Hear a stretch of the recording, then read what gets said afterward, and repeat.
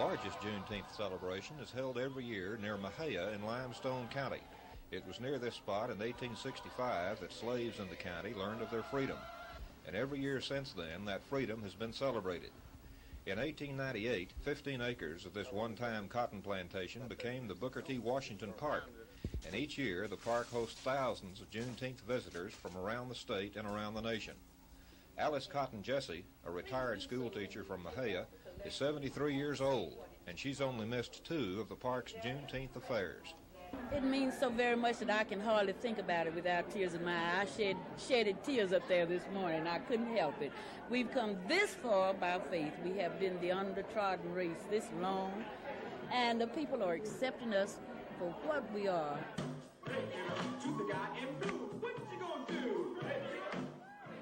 There was a time when young people seemed to be losing interest in coming to the park, but that decline has now stopped. And while the young and the old celebrate in different ways, Juneteenth remains a family affair. Months ago, the Freeman family scheduled its annual reunion for this weekend. Instead, it's turned into a wake for 18-year-old Anthony Dwight, whose body was recovered yesterday.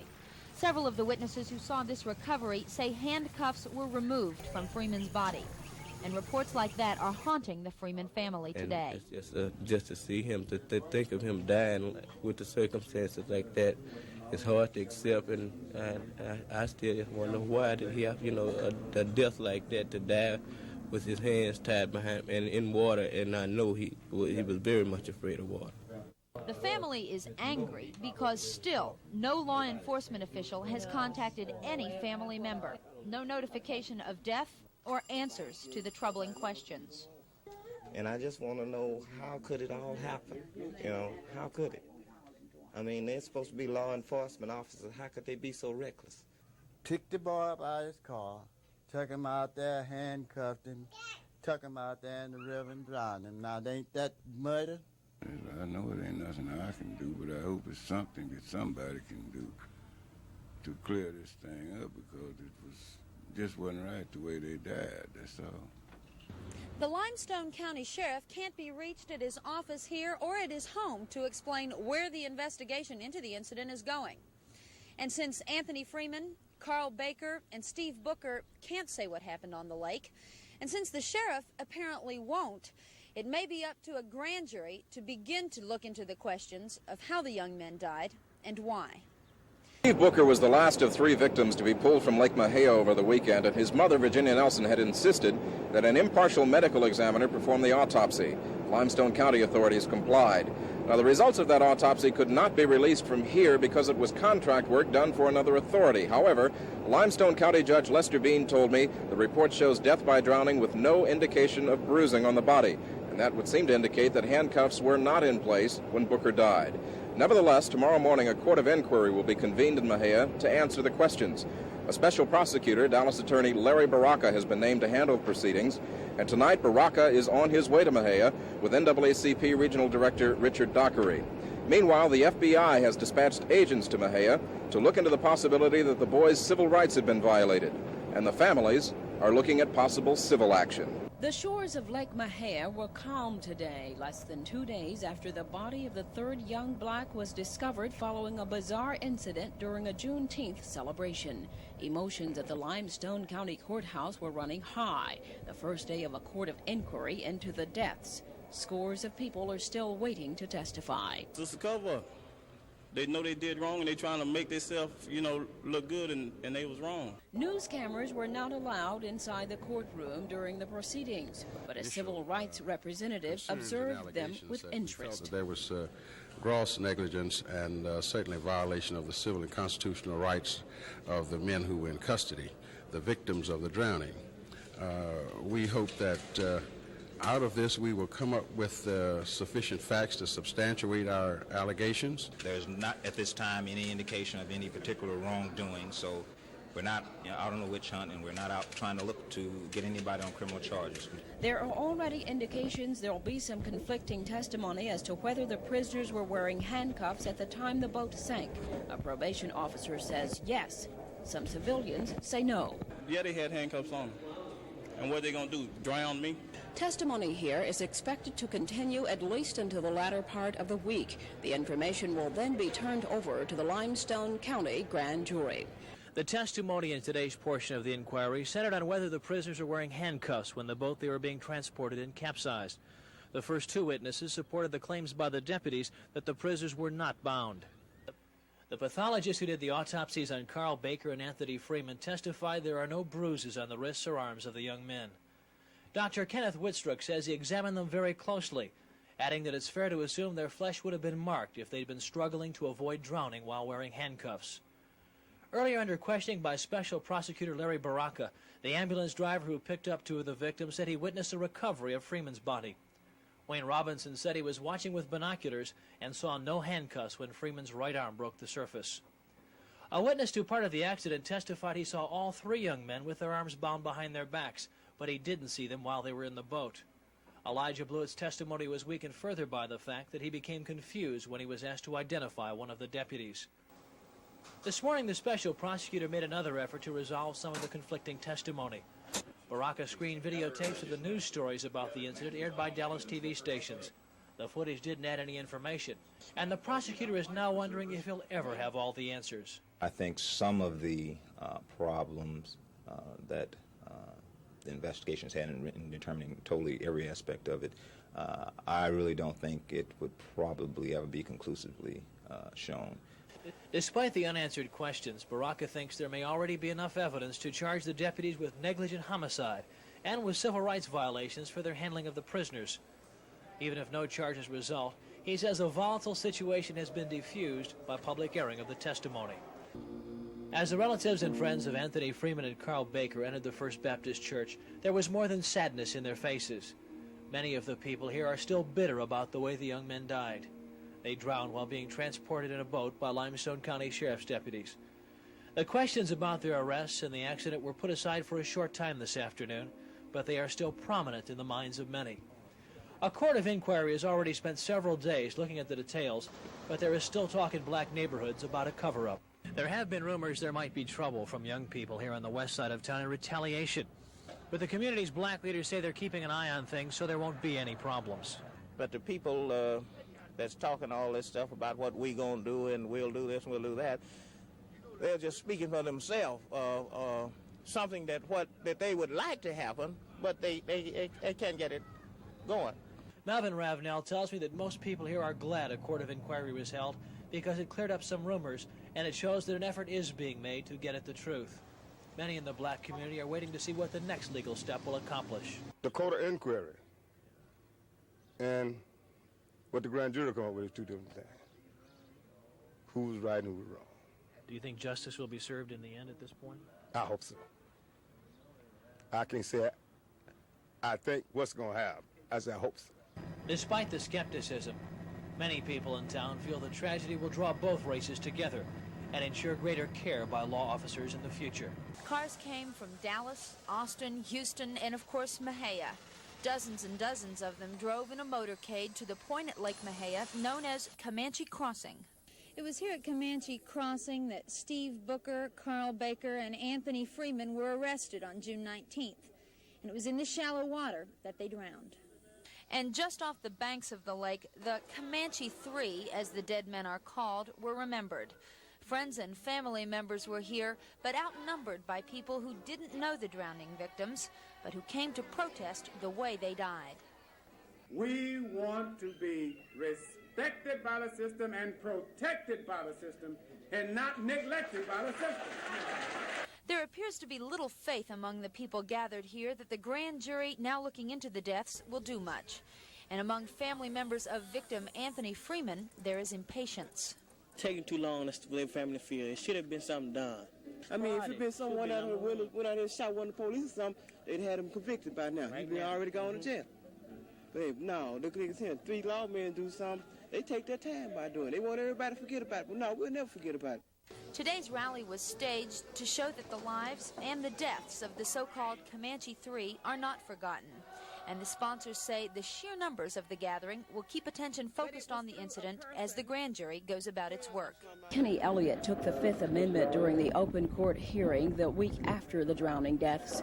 Reserve Deputy Kenneth Archie also declined to detail his role in the incident during the open proceedings. But today, both of them appeared before the Limestone County grand jury and broke their silence. The probation officer who assisted in the arrest also testified. Late this evening, the jurors made their decision. Indictments handed down against all three of the law enforcement officers involved in the June 19th incident. If convicted of criminally negligent homicide, each faces up to 1 year in jail and a maximum $2,000 fine. The three black teenagers drowned in Lake Mexia after being arrested for alleged possession of marijuana. The game warden's boat being used to transport them capsized. The law enforcement officers made it safely to the shore.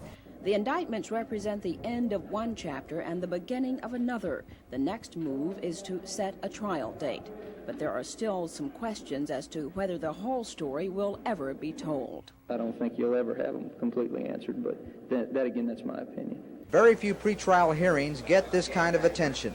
The Mexia drowning trial is already causing quite a stir.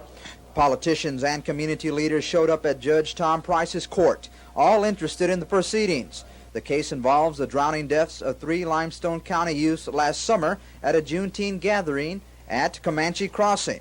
3 lawmen, including probation officer David Drummond, are on trial not for murder, but a misdemeanor offense, negligent homicide. The case has become a cause for a group calling itself Justice for the Comanche 3. They claim the charge is a farce. But we would definitely like to see at least some type of felony charge considered. A misdemeanor, we think that this case is out of place. Only defendant Drummond was present at the hearing today. Only one motion was read. Judge Price denied a move to try the men separately on racial grounds. One of the defendants is black. Today's proceedings took only 15 minutes. Another pretrial hearing will take place on March 1st. The defense may ask at that time that the trial be moved out of Dallas. But regardless of the motions, Judge Tom Price says testimony will start by March 15th. Hammercan, come into the courtroom, please. 49 prospective jurors were called this morning. It didn't take long before they were all dismissed. Judge Tom Price let them go after 43 of them said they were familiar with the case. 18 went so far as to say they could not reach a fair verdict because of media coverage.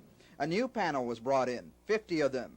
When questioned by attorneys, only 5 said they knew nothing about the case. Judge Price excused 18 who said they had formed an opinion. But he kept the panel, allowing attorneys to interview the prospective jurors individually, a seldom used procedure in a county misdemeanor trial. Limestone County lawmen David Drummond, Kenneth Elliott, and Kenneth Archie sat through the proceedings, bewildered and confused. The men are charged with criminal negligent homicide, accused of improper conduct while transporting 3 black prisoners across a small lake. The charge is based on 3 violations: overloading a boat, not having safety devices in the boat, and not having lights at night. Jury selection continues tomorrow and is expected to take at least a week.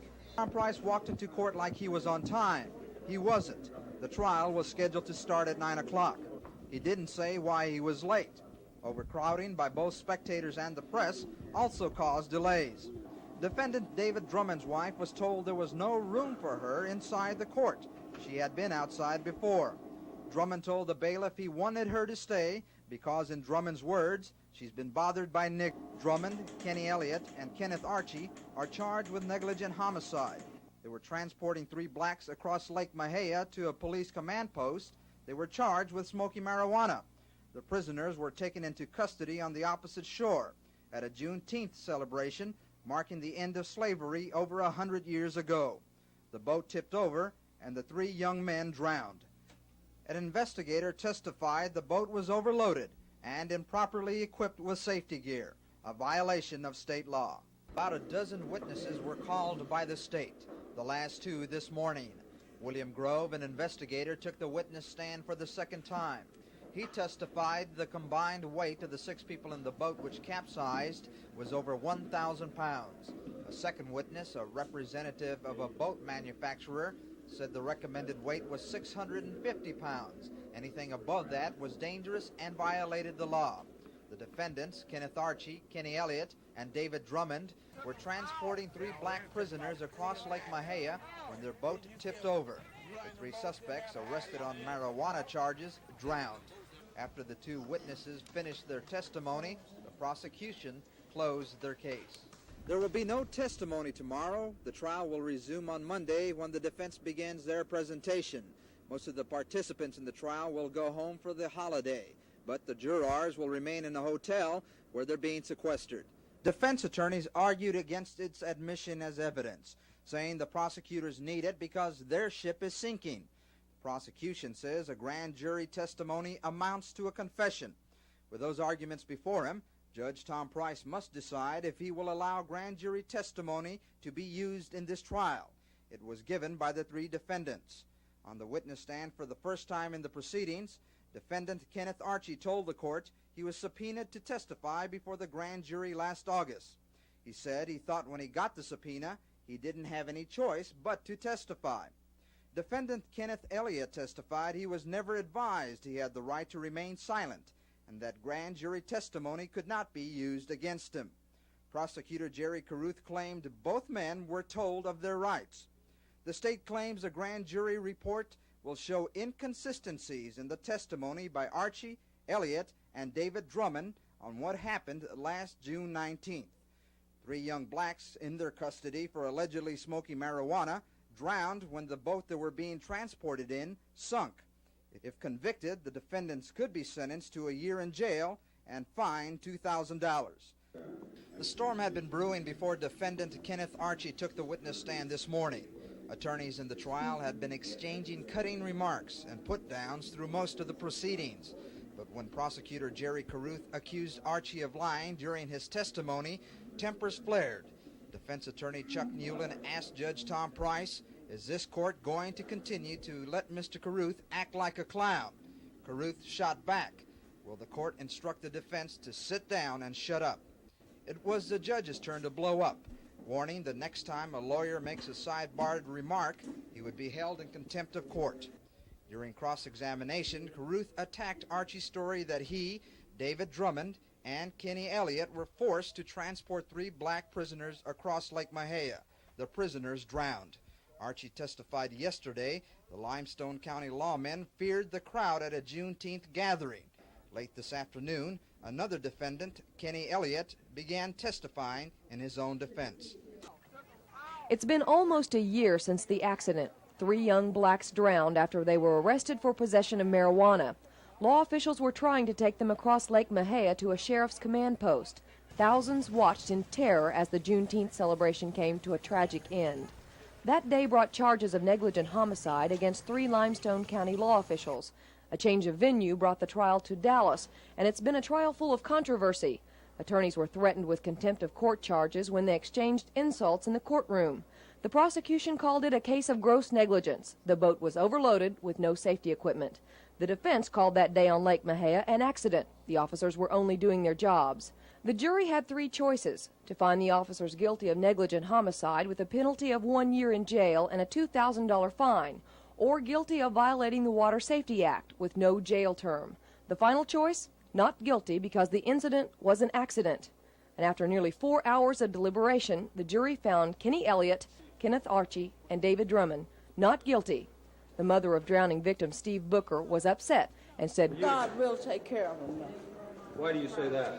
He will, because they did wrong. Prosecuting attorney Larry Baraka said he was not surprised. Indications are, first of all, when you have a peace officer involved in something like this, it's kind of difficult to get a conviction. People tend to, maybe give more lenience to them. Baraka says he believes no new charges will be filed. Defense attorneys say all 3 officers will return to jobs in law enforcement, even though pressures have forced Kenny Elliott to move away. For the 3 officers, the worst is behind them. For friends and family of the victims, the nightmare lives on. But for all, the trial is over. Mexia has been through a lot in almost a year. Residents buried 2 young blacks after they drowned at Lake Mexia in the custody of Limestone County officials. Then people here watched with curiosity as 3 officers stood trial for charges of negligent homicide. And many residents felt resentment build when the 3 officers were acquitted. They done set them, the officers free. Now I got to look out for my little kids. What you think they going to do to them when one of them finna go back on the police for? He like to want to drown my little boy. They going to have to watch out for their families now in themselves. If they ain't going to get no time, somebody going to try to hurt them. Mexia is a quiet town, but the controversial drownings have opened old wounds of racial tension and unnecessary pressure from law officers. Well, I'll tell you how I feel about it. I think it was just a mistake they made, and, you know, they wouldn't intend to drown them or nothing. But I think they should have been punished, son. It won't be forgotten for a long time, I'm sure. The way it's been played up in the news, it's taken a toll on Mexia, I believe.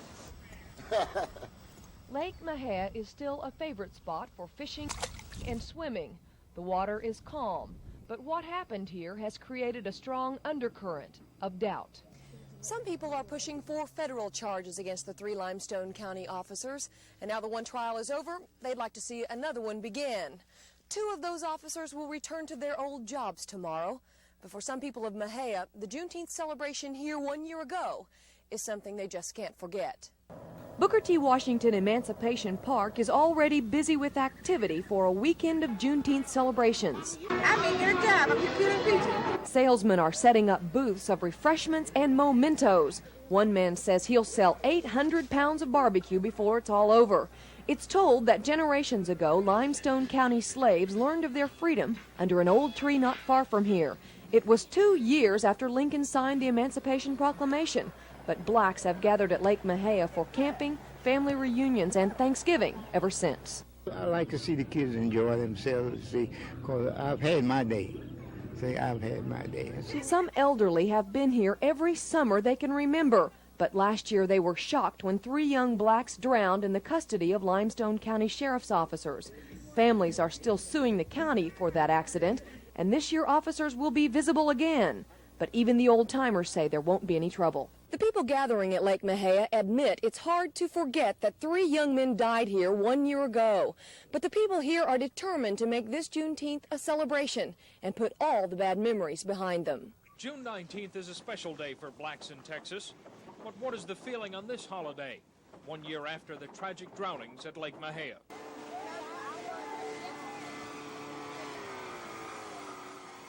Inasmuch as you, like I, believe in the United States of America as a government of the people, by the people and for the people, whose just power has arrived from the consent of the government, a democracy and a republic, a sovereign nation of 50 sovereign states, for which black as well as white patriots have sacrificed their lives and fortunes. Gabe, you're trying to balance yourself.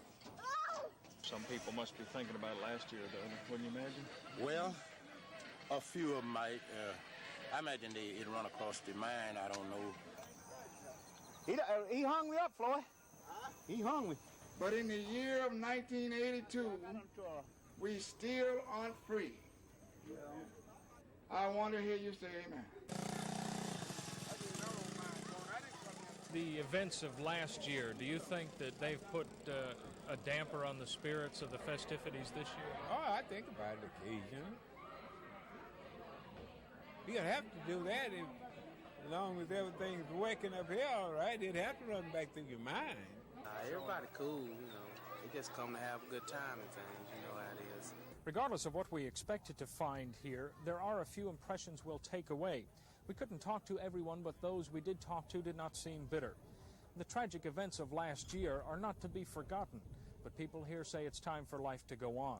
It's a good day to, to celebrate Booker T. Washington and have a good day and barbecue and all that stuff. And all that stuff is the history of black Americans. It was just a few miles from this Limestone County Park in 1865 that black slaves were read the Emancipation Proclamation. It was a proclamation made in the interest of human rights, but the battle isn't over. The state legislature in the state of Texas recently had to decide whether or not a judge, a justice of the peace in Fort Worth, could perform marriages for black and white people who wanted to be married.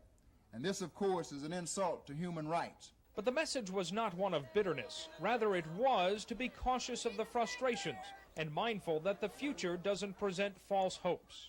We feel that the young people, especially those of the black community, should always remember, but in remembering should make progress.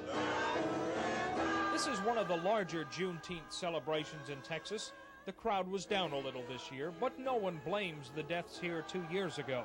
Instead, the call was to work for the future with an eye on the past. 3 Limestone County peace officers were charged with negligent homicide, accused of not providing for the safety of their prisoners. The 3 black teenagers drowned while being transported across Lake Mexia in 1981. They were charged with marijuana possession. But the lawmen were found not guilty. Their lawyers agreed to pay the victims' families $200,000 to be split among them. But Dallas attorney Lana Johnson says that is not good enough. I feel that perhaps the low amount may have resulted from the fact that these victims were black. Johnson is also irked about the 3 peace officers. They continue to work in the same capacity in Limestone County. To continue to have those individuals work and in the criminal justice system in Mexia and still run into people in the community with the same kinds of attitudes is really grossly unfair. Johnson is filing for a new trial in a Waco federal court today. She says a fair settlement to the families would be $200,000 each, but she doesn't expect to get that without a legal battle. Children too young to know, children maybe too young to care, enjoyed what the adults called Juneteenth today at Washington Park in Mexia. Let him take up his cross. The adults know it well. Juneteenth is the celebration of the day in 1865 when Texas slaves were told of their freedom. It was a day to enjoy family, good food, and a ride on the lake. But there's a shadow on the lake, and perhaps the celebration. This is where 3 black teenagers drowned 7 years ago. The boys were reportedly handcuffed by police and placed in a canoe. Is that little cabin over there? Lewis Jackson was there. He says the officers were taking the teens to a police substation across the lake. And the next thing I heard, everybody was hollering, saying that the boat turned over. 3 Limestone County policemen were charged with negligent homicide, but later acquitted. Cindy Lee says it was a racially tense period after the verdict. I didn't come for 2 years because I didn't know what was going to happen, and I didn't want to be down here in it. Marion Mitchell of Austin says it's a shame that her family's annual gathering spot has a somewhat clouded past. It is a marked lake. You know, I think nationwide people remember that that's where the guys drowned. There's an old saying which goes, time heals all wounds, and 7 years is a long time.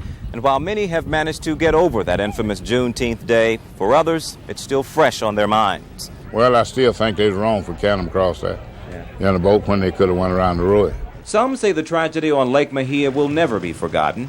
Each year when Juneteenth is celebrated here, historians say there's bound to be talk about 3 young men and an infamous shadow in Washington Park.